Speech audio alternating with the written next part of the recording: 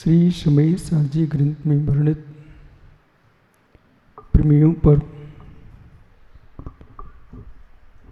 अमृतचंद स्वामी ने आत्मख्याति टीका ग्रंथ का स्तन किया, जिनके कलशों पर शुभचंद्र स्वामी ने परमध्यान तंगड़ी नाम की टीका लिखी। टीकाकर्ता का हृदय ग्रंथकर्ता के हृदय का स्पर्श करता है। यदि टीका में ग्रंथकर्ता का हृदय नहीं है तो टीका टीका नहीं, टीकाभास है। मूल ग्रंथकर्ता जो व्याख्यान कर रहा है उसका संपूर्ण भाव टीका में आना चाहिए। टीकाकर्ता का उद्देश्य अपनी मात विद्वता को प्रकट करना नहीं है। टीकाकर्ता का उद्देश्य टीका में जो रहस्य गुण है उसको सरल करके श्रोताओं के पास भेजना। इसलिए अमृतचंद स्वामी ने आचार्य कुंद देव के गुण रहस्यों को आत्मख्याति टीका में वर्णित किया। बल्कि यूं कहना चाहिए था कि आत्मख्याति टीका आचार्य कुंद स्वामी ने जो लिखी के ग्रंथ पर अमृतचंद स्वामी जो लिखी हुई है, समय सार का रहस्य उद्घाटित किया है आचार्य अमृतचंद स्वामी ने। गुण से गुण रहस्य की व्याख्या की है आत्मख्याति टीका में। आत्मख्याति टीका के गुण रहस्यों को आचार्य जयसेन स्वामी ने तात्पर्य ग्रंथ में अपनी टीका में उद्घाटित किया। परंतु जो आत्मख्याति टीका में कलश लिखे गए उन कलशों को सरल सहजता में व्याख्यात किया है शुभचंद्र स्वामी ने। पूर्व में आपने देखा ज्ञान प्रकाश है, ज्ञान ज्योतिर्मय है, ज्ञान संपूर्ण ज्ञेयों को जानता है। कारण में कार्य का उपचार एकत्व तो ज्ञान जानता है। जब हम ज्ञान को करण बनाते हैं, आत्मा को कर्ता के रूप में देखते हैं, तो आत्मा ज्ञान से जानती है। आत्मा ज्ञान से जानती है तो वहाँ जानन क्रिया ज्ञान कर रहा है, परंतु किसके लिए? आत्मा के लिए। आत्मा ज्ञान से जानती है तो जाननहारा आत्मा है, उसका साधन ज्ञान है। ज्ञान और आत्मा को जब एक देखते हैं तो आत्मा जानती है। गुड़गुड़ी में अभेद तो आत्मा जानती है। जानने वाला कौन? आत्मा। जब हम प्रश्न करते आत्मा कैसे जानती है, कैसे जानती है, किससे जानती, कहां बोला है, कैसे जानती है? जो वस्तु जैसी है यथा वस्तु रणीति सम्यक ज्ञानम प्रदीपवत्। जो वस्तु जैसी है आत्मा वैसा जानती है। कैसे जानती है? कैसा जानती है? जो वस्तु जैसी है उसको वैसा जानती है। अब जो वस्तु जैसी उसको वैसा जानते हैं सम्यक ज्ञान। किससे जानती है आत्मा? ज्ञान से जानती है। ज्योतिर्मय ज्ञान है। जानना महत्वपूर्ण नहीं है, जानना महत्वपूर्ण नहीं है, जैसी वस्तु वैसा जानना महत्वपूर्ण है। जानने को हर व्यक्ति जानता है। जो भी मिथ्या पंथ बने हैं वे छह द्रव्यों को जान रहे हैं, अपने अपने हिसाब से जानते हैं। और कुछ लोगों को तो 6 द्रव्य का ज्ञान ही नहीं है, जीव पुद्गल पर ही नृत्य कर रहे हैं, धर्म अधर्म आकाश काल का भान ही नहीं है। मात्र जीव और पुद्गल, जीव और पुद्गल। संपूर्ण अजीवों को जानने वाले लोग जगत में बहुत कम हैं। संपूर्ण अजीवों को जानने वाले लोग बहुत कम हैं। संपूर्ण जीवों को जानने वाले लोग भी बहुत कम हैं।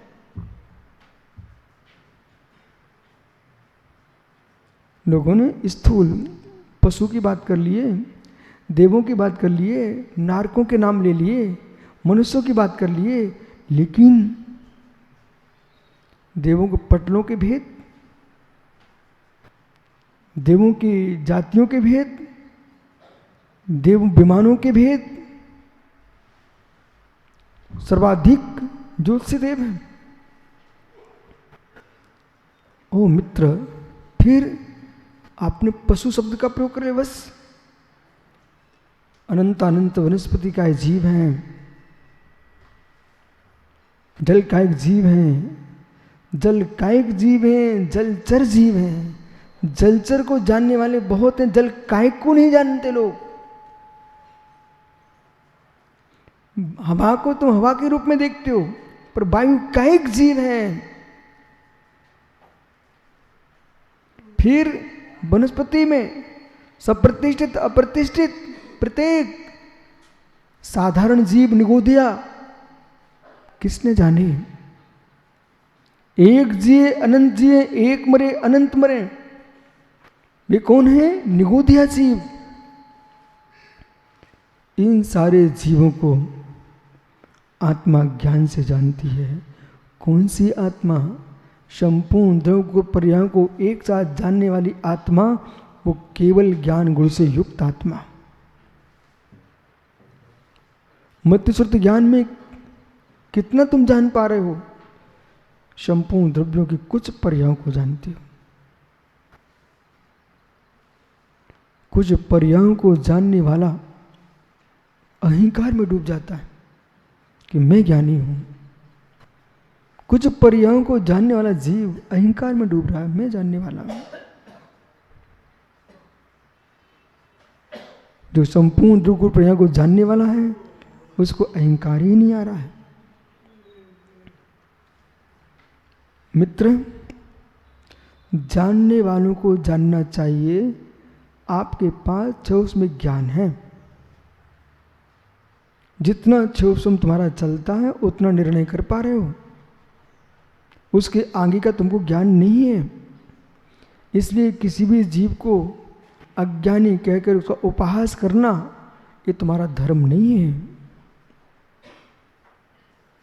क्योंकि आप जब तक केवली भगवान नहीं हो, तब तक आप भी अज्ञानी हो। ये हो सकता है किसी को शास्त्रों का विशेष ज्ञान है, कोई विषय विशेष का ज्ञाता है, कोई वस्तु विशेष का ज्ञाता है।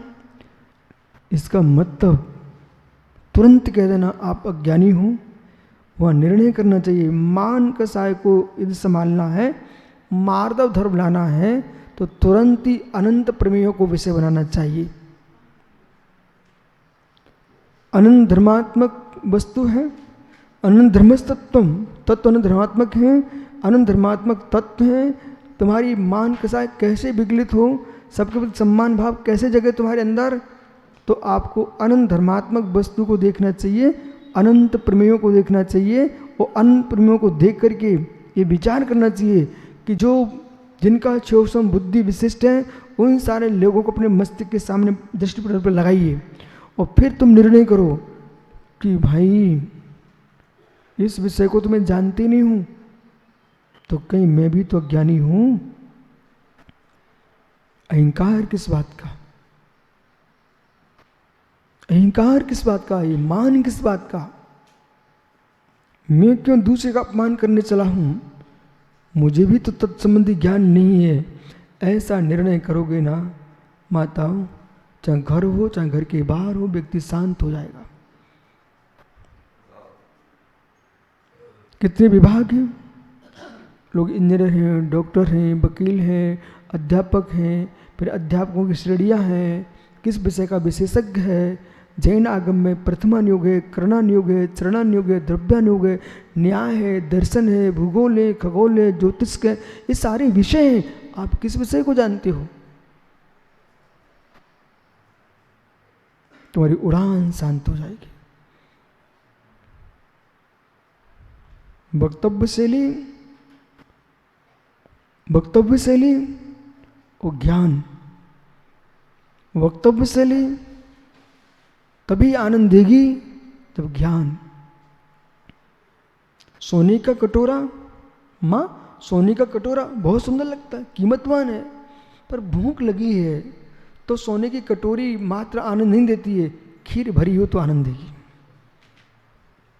सोने की कटोरी पवन खीर से भरी है तो आनंद देगी, सुबह से सुगंध खीर भरी हुई है। ऐसे ही जिस व्यक्ति को निर्भीक व्याख्यान करता है, डर नहीं लगता है, अच्छी शैली है, पद्धति उसकी समझाने की, परंतु यदि विषय नहीं है तो सोने की कटोरी खाली है। भूखा आदमी क्या सोने की कटोरी देख के खुश होगा क्या? तो बहुत सारे लोग अच्छे बोलना अच्छा जानते हैं पर ज्ञान नहीं है। तो ज्ञान नहीं है तो बोल करके तुम्हारा शब्द, कोई बच्चे चिल्ला रहे बाहर तो क्या लोग उन्हें सुनेंगे क्या? इसलिए व्याख्यान के काल में वक्ता के बोलते ही श्रोताओं को उसके अंदर का ज्ञान का बोध हो जाता है। किस पद्धति से बोल रहे हैं कि न्याय शास्त्री है, दर्शन शास्त्री है, कि करणानुयोग को ज्ञाता है, कि द्रव्यानुयोग का ज्ञाता है, कि चरणानुयोग का ज्ञाता है, कि प्रथमानुयोग का ज्ञाता है, उसके एक शब्द को सुनते ही ज्ञान हो जाता कि वक्ता ज्ञानी है। समझ में आ रहा ना?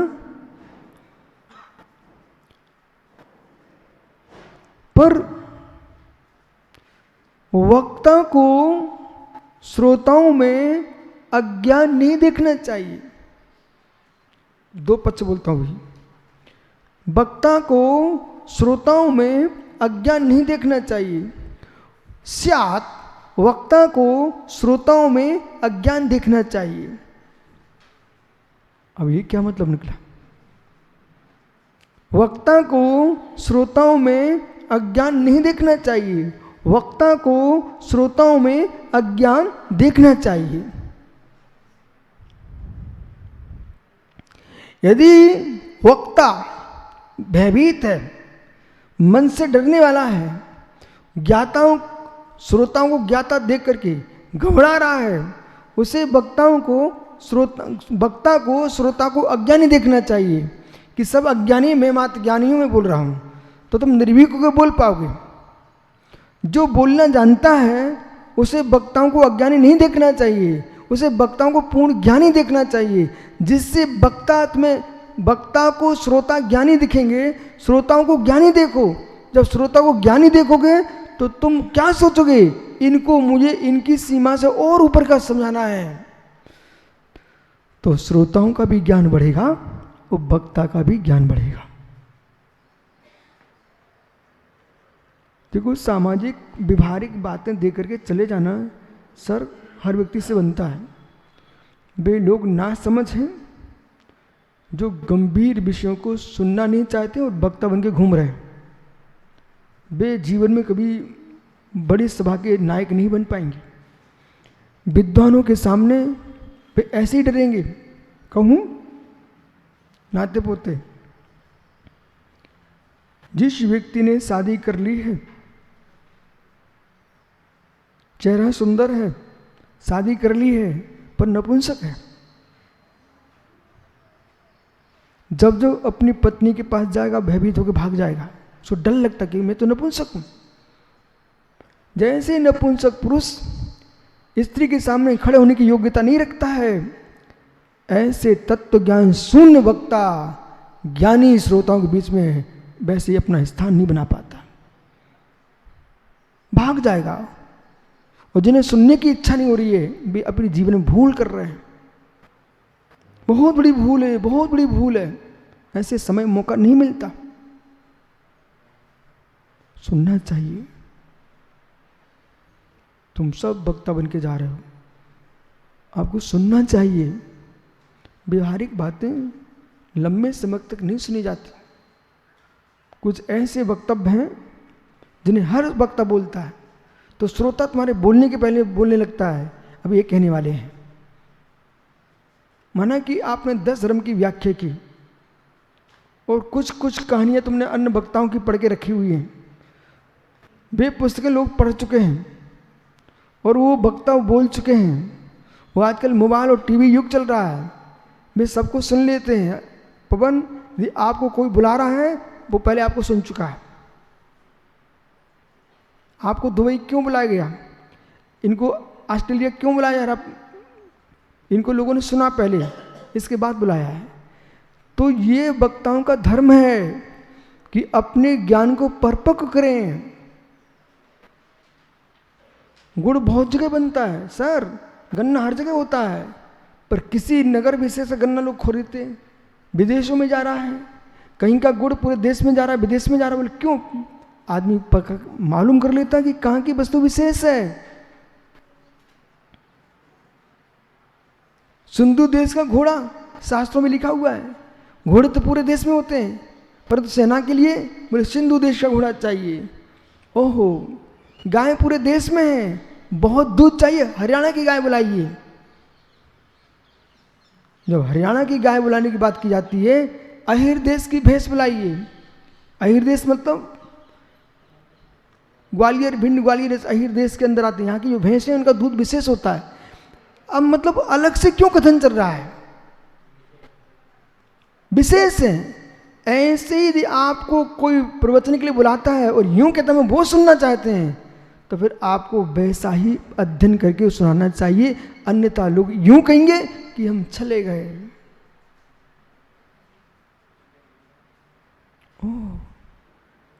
आपको चावल चाहिए, बोले चावल चाहिए, सबसे उत्कृष्ट चावल कहाँ के आते हैं आपको मालूम? पंजाब का गेहूं, ओहो, छत्तीसगढ़ चावलों से प्रसिद्ध हो रहा है। धान का कटोरा कह रहे हैं, बस दृष्टांत बहुत हो गए। ये भी सुनिए, इतने दृष्टांत दे दिए, अब तुम दृष्टांत ही दृष्टांत देते चले जाओगे तो न्याय शास्त्र कहता है दृष्टांत पल्लव संपलव, समझ रहे? प्रमाण संपलव, प्रमाण भी देना है आपको। कोई एक व्याख्यान करना है, उस पर एक गाथा अथवा एक श्लोक सुना दिया,